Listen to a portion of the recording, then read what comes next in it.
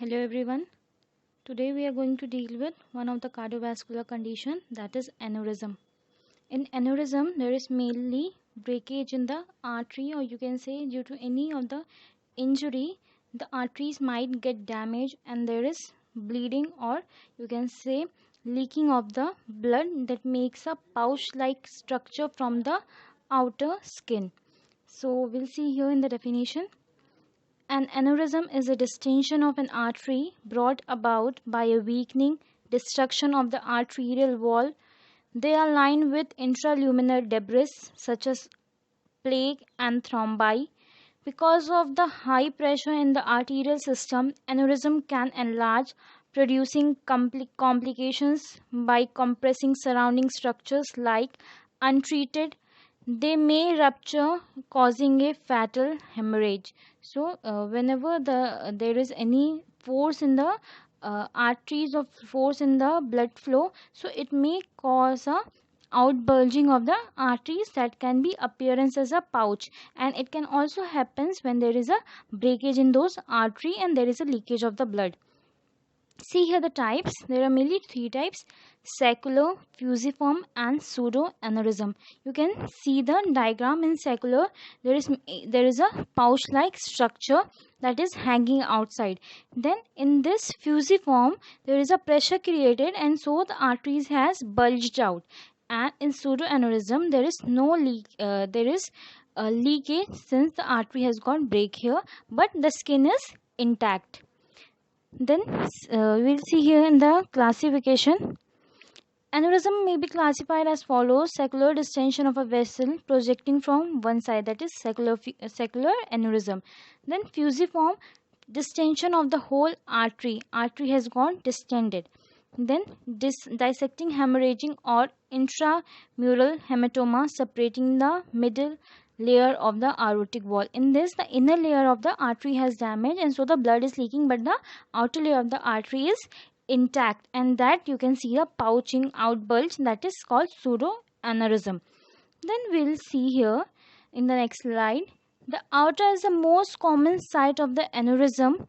However, they may form in any vessel. Peripheral vessel aneurysms may involve the renal artery, subclavian artery, popliteal artery, that is knee, or any major artery. These produce a pulsating mass and may cause pain or pressure on surrounding structures. So in this they are telling the main cause for aneurysm is aorta, that is your arteries, and it happens when there is any problem like you can say damage, or when there is mass formation, plaque formation. So you can see this aneurysm forming. Then we'll see the causes. What are the main causes? So in this the causes are atherosclerosis. In atherosclerosis there can be plaque formation. In that there can be potassium or calcium settling down on the walls of the arteries, then blood clot. Then you can see hereditary factor, whenever there is a genetic disorder conditions, so it can be one of the reason. Then infection, then bacterial, viral, or any of the infections. Then hypertension. In hypertension the blood pressure will be increased, so there can be fusiform aneurysm, where the pressure gets created inside the arteries and it will be bulged out. Then trauma, where there you can see here saccular aneurysm, due to the bleeding there will be pouch like structures formed. Then immunologic conditions. So these are the causes that causes aneurysm. Then we'll go for the clinical manifestations, how you can notice for the signs and symptoms in the patient. So in this the first one is from the aortic arc to the level of the diaphragm. At first, no symptoms. Later, symptoms may come from heart failure or a pulsating tumor mass in the chest. So you cannot identify it easily, but you have to go for the keen observation. It can be noticed mainly when there is a pulsating tumor mass in the chest. Then pulse and BP difference in upper extremities if aneurysm interferes with circulation in left subclavian vein. And since if there is a aneurysm present, so you can identify it with a different pulse and BP. Then pain and pressure symptoms constant because of pressure. Then intermittent and neurologic pain because of impingement on nerves, then dyspnea, causing pressure against trachea, cough, often paroxysmal and brassy in sound, then hoarseness, voice weakness of complete aphonia resulting from pressure against laryngeal nerve, then dysphagia due to impingement or esophagus, then edema of chest wall, then dilated superficial veins on chest, then cyanosis because of vein compression of the chest vessel. Mainly in aneurysm, you can mainly found the cyanosis, dyspnea, edema because there is bulging. You cannot really identify unless and until you go for the particular diagnosis. Then we'll go for the next one, that is diagnostic procedures.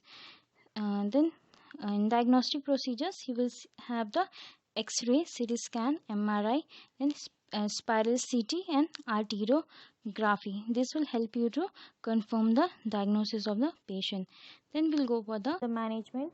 Management is mainly noticed with the size of the aneurysm. May follow small aneurysm that is 4 cm or less with CT scanning. So when your aneurysm is small, that is 4 cm or more less than that, then we can go with the CT scanning or ultrasound every 6 months and aggressively control BP.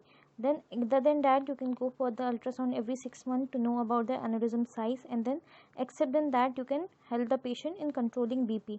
Then the prognosis is poor for untreated patients as aneurysm enlarges. So if your aneurysm is not getting treated or with the patient of aneurysm, it can go for the very poor prognosis. So it should be mainly treated when it is getting bigger in size. Then patient can also go for the surgery that mainly involves the resection or grafting of the arterial vessels with the stent that will help in the continuity of the blood flow.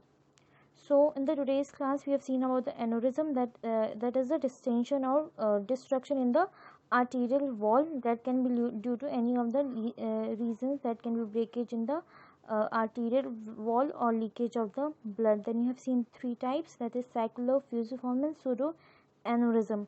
Then you have seen the causes and then clinical manifestations, diagnostic evaluations and management that helps you to control the aneurysm in a person or helps you to identify the aneurysm in the persons. So that's all for the today's class. Thank you to all the students.